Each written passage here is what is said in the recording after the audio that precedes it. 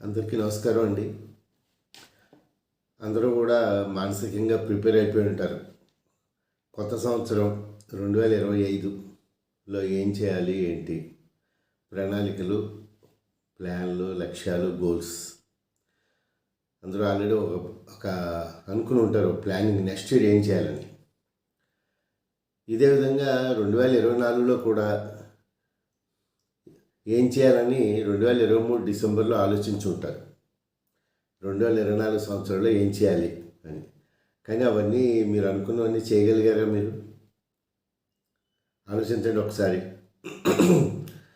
నేను చెప్పేది ఏంటంటే, మామూలుగా అయితే అంటే గ్రాంధిక భాషలో చెప్పాలంటే మనుషులు 3 రకాలుగా ఉంటారని చెప్తారు. ఒకళ్ళు అధములు, మధ్యములు, ఉత్తములు. అంటే అధములు అంటే అసలు ఏ పని అసలు మొదలు పెట్టరు. మధ్యములు అంటే మొదలు పెడతారు, కొంతవరకు పూర్తి చేస్తారు, తర్వాత వదిలేస్తారు. ఉత్తములు అంటే పని చివరిదాకా పూర్తి చేస్తారు, పని అయ్యేంత వరకు దాని మీదే ఉంటారు.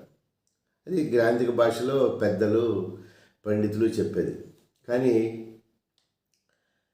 నా పరిభాషలో అంటే నా తెలిసినంత మటుకు, అంటే నా సొంత ఆలోచన తెలిసినంత మటుకు కాదు, కానీ నా ఉద్దేశం ఏంటంటే మనుషులు 5 రకాలుగా ఉంటారు. ఒకళ్ళు ప్రణాళికలు వేస్తారు, ఇలా చేయాలి, అలా చేయాలి అని. రెండో వాళ్ళ వ్యక్తులు ప్రణాళికలు వేసి వాటిని అమలు చేయాలి, వాటిని రేపు చేయాలి, ఎల్లుండి చేయాలి అని ఒక కాలాన్ని నిర్దేశించుకుంటారు వాళ్ళు. మూడో వ్యక్తులు పని అసలు మొదలు పెట్టరు, అసలు ఆలోచన కూడా ఉండదు. నాలుగో రకం పని మొదలు పెడతారు, మధ్యలో ఆపేస్తారు. ఐదో వ్యక్తులు పనిని పూర్తి చేస్తారు. ఐదో రకం వ్యక్తులు పని కంప్లీట్ చేస్తారు. అంటే నా ఉద్దేశం ప్రకారం 5 రకాలుగా ఉంటారనమాట. ఈ విధంగా వీళ్ళల్లో ప్రపంచంలో ఉన్న 800 కోట్ల మంది జనాభాలో ఈ 5 రకాల్లోనే ఉంటారు. 5 తరహా వ్యక్తులే ఉంటారు. అర్థమైంది కదా? అసలు ఏ పని చేయకూడదు, మనకెందుకులే, మనకు అనవసరం అనేవాళ్ళు ఒకటి. 2 ఇలా పని చేద్దాం, ఈ విధంగా చేస్తే బాగుంటుందని ప్లాన్లు వేసి అక్కడితో ఆగిపోయేవాళ్ళు ఒకటి. మూడో రకం ప్లాన్ వేసిన తర్వాత వాటిని రేపు మొదలెడదాం, ఎల్లుండి మొదలెడదాం, వచ్చే నెల మొదలెడదాం, 2025లో మొదలెడదాం, 2026లో మొదలెడదాం అని ఒక టైం పెట్టుకుని పనిని వాయిదా వేసేవాళ్ళు 3. 4 పని మొదలెట్టి ఏం చేస్తాను లేదు, ఇంత చాలు ఇప్పటివరకు వచ్చిందని మధ్యలో వదిలేసేవాళ్ళు 4. చివరిదాకా ఆ పనిని కష్టమో నష్టమో, రిజల్ట్ ఎలా ఉన్నా సరే ఫెయిల్ అవ్వచ్చు, పాస్ అవ్వచ్చు, రిజల్ట్ రావచ్చు, పోవచ్చు అని ఉద్దేశంతో పని చివరిదాకా చేసేవాళ్ళు ఒకళ్ళు. 5 రకాలు. ఈ 5 రకాల్లోనే ఉంటాం మనం అంతా కూడా. అంటే నా ఉద్దేశ ప్రకారం ఏంటంటే, మనం ఒక పని చేయాలి అనుకున్నప్పుడు, ఒక లక్ష్యాన్ని మనం చేయాలి అనుకున్నప్పుడు అసలు మన శారీరక సామర్థ్యం, శారీరక బలం, మానసిక బలం, సమయం,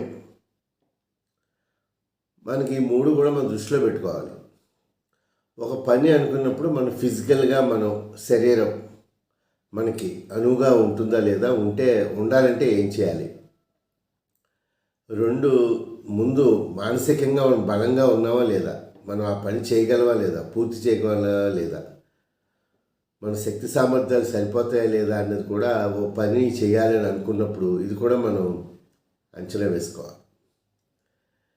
ఈ 2 అంచనా వేసుకున్న తర్వాత మన ఎవరికి వాళ్ళకి తెలుస్తుంది, తనకున్న పట్టుదల, తనకున్న మనస్తత్వం ఎదుటి వాళ్ళకి తెలుస్తుంది. కాబట్టి అంచనా వేసుకుని ఒక ప్లానింగ్ వేసుకోవాలి, ఒక ప్రణాళిక వేసుకోవాలి. అప్పుడు మాత్రమే మనం ఏ లక్ష్యాలు మనం చేరుకోవాలన్నా కూడా ఇవి చాలా ముఖ్యమైనవి.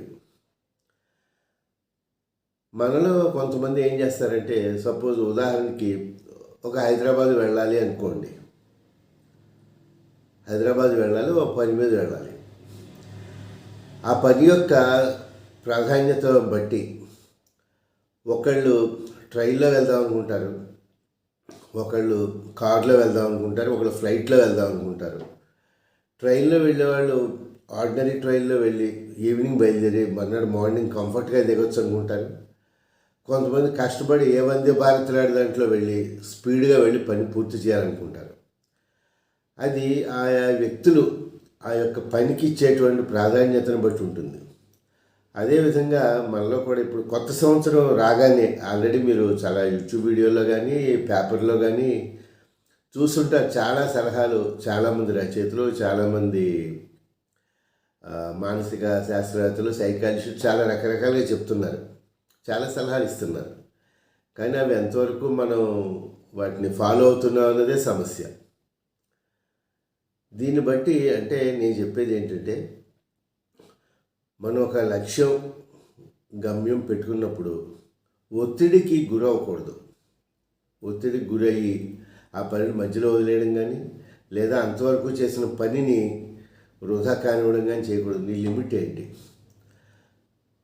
ఇందులో చాలామంది ఎక్కువ మన వాళ్ళు ఏం చేస్తూ ఉంటారంటే, ఒళ్ళు తగ్గించుకోవాలి, పొట్ట తగ్గించుకోవాలి, శారీరక వ్యాయామాలు చేయాలి, లేదా యోగా చేయాలి, ఆరోగ్యాన్ని కాపాడుకోవాలనే కాన్సెప్ట్ ఒకటి. 2 ఫైనాన్షియల్గా స్టెబిలైజ్ అవ్వాలి, ఓ మంచి ఉద్యోగం సంపాదించాలి, లేదా మంచి వ్యాపారం బాగా చేయాలి, లేదా మంచి ఇల్లు కట్టుకోవాలి. ఇటువంటి ఫైనాన్షియల్ ఆస్పెక్ట్స్ కొన్ని.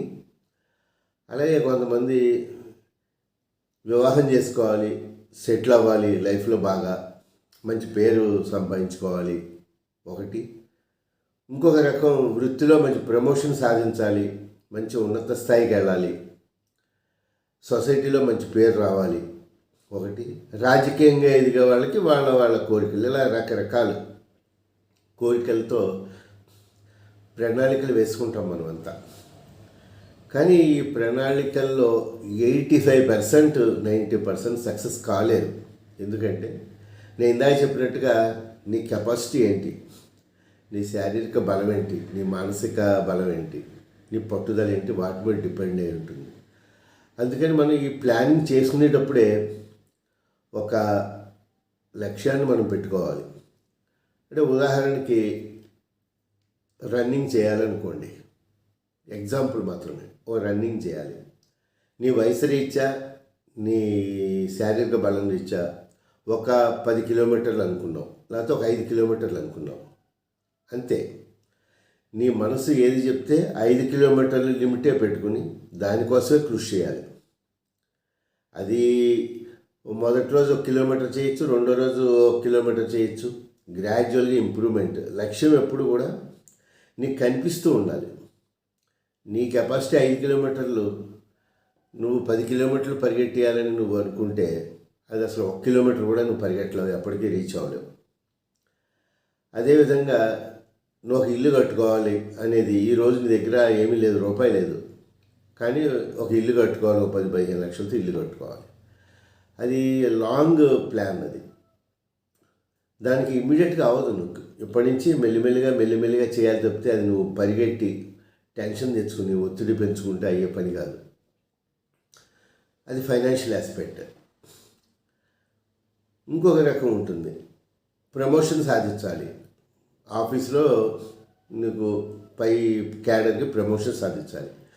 అది కూడా లాంగ్ ప్లానింగ్, ఇమ్మీడియట్గా అవ్వదు.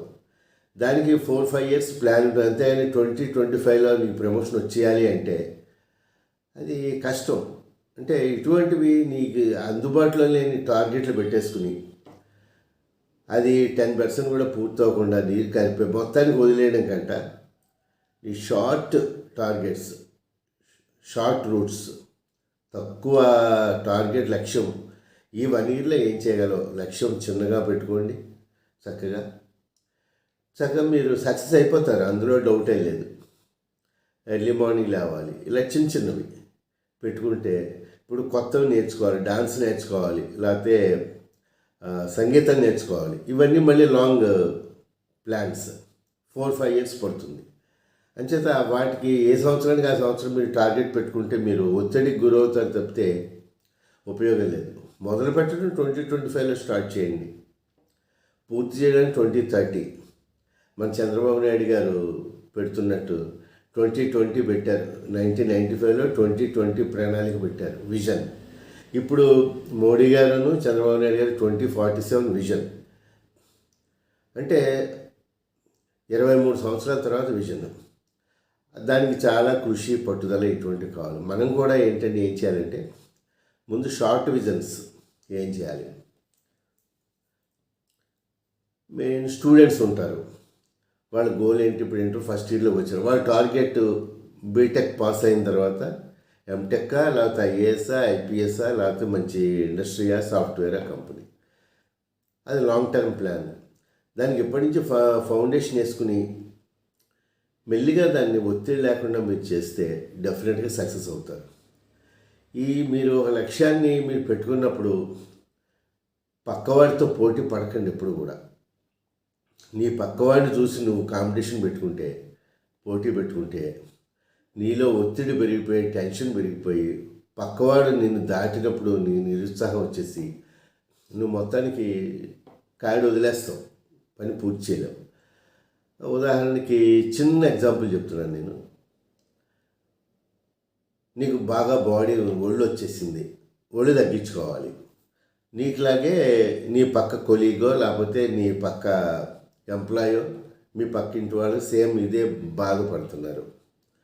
అతను రెగ్యులర్గా చేస్తూ తన వెయిట్ తగ్గించుకుంటున్నాడు, బరువు తగ్గించుకుంటున్నాడు, ఒళ్ళు తగ్గించుకుంటున్నాడు.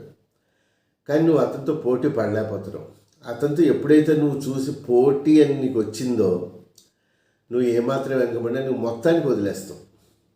మొత్తానికి నువ్వు మానసికంగా వీక్ అయ్యి పోటీ అనే తత్వాన్ని ఎప్పుడైతే మనసులో తెచ్చుకున్నా నిరుత్సాహపడిపోతావు. ఆ పోటీ అనే తత్వం అనేది ఎప్పుడు కూడా ఈ టార్గెట్స్ పెట్టుకున్నప్పుడు ఇవేమి కాంపిటీషన్స్ కాదు, పోటీలు కాదు కదా. నీ లక్ష్యం అంతే, చిన్నదో పెద్దదో.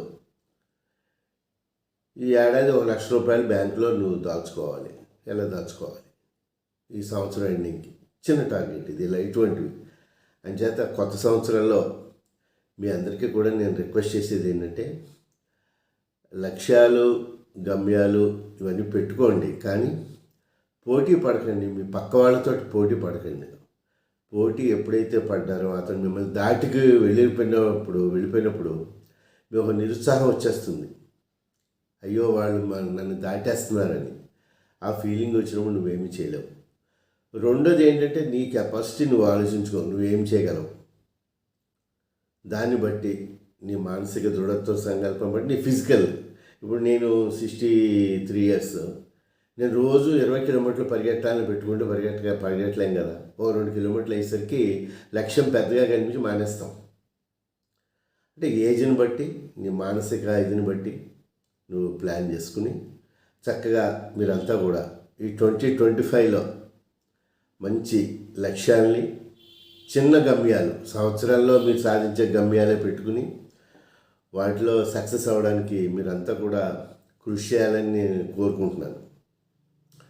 అంతేకాకుండా ఏదైనా మొదలెట్టాక మధ్యలో ఒక 2-3 డేస్ గ్యాప్ రావచ్చు. జనవరి 1 కార్యక్రమం మొదలెడతారు, అనుకోకుండా 5 డేస్ గ్యాప్ వస్తుంది. వెంటనే ఏంటంటే మీ ఇంట్లో వాళ్ళు కానీ పక్క వాళ్ళు కానీ మొదలెడతావు నువ్వు, మధ్యలో చెయ్యవు నువ్వు అని మిమ్మల్ని డిస్కరేజ్ చేయడానికి కానీ, అంటే వాళ్ళ ఉద్దేశం డిస్కరేజ్ చేయడం కాదు, నిన్ను రెచ్చగొడితే నువ్వు మళ్ళీ ఆ పని మొదలెడతావని. మాటలకి మనం డిస్కరేజ్ అవ్వకూడదు. ఒక్కొక్కసారి 1-2 రోజులు మానేసినా మళ్ళీ రీస్టార్ట్ చేసుకోవచ్చు. ఆ 1 ఇయర్ టార్గెట్స్ పెట్టుకుని హెల్త్ రీత్యా మీరు, అదే ఫైనాన్షియల్ కానీ, ఎడ్యుకేషన్ కానీ, ప్రమోషన్స్ కానీ, ఇటువంటి లాంగ్ టార్గెట్స్ పెట్టుకోండి. షార్ట్ టార్గెట్స్ వద్దు అసలు. వాటి వల్ల ఏంటంటే మీరు నిరుత్సాహం చెందుతారు. ఇటువంటి చిన్నవి షార్ట్ టార్గెట్స్ 1 ఇయర్కి పెట్టుకుని మీరందరూ కూడా 2025లో హ్యాపీగా మీ లైఫ్ని లీడ్ చేస్తారని కోరుకుంటూ, మీకు అందరికీ అడ్వాన్స్గా మీకు శుభాకాంక్షలు. 2025 సంవత్సరం మీకు అందరికీ బాగుండాలని చెప్పేసి మీకు అందరికీ విషెస్ తెలియజేస్తూ, లోపు అవ్వాలని చెప్పేసి నేను ఇంతటితో ముగిస్తున్నాను.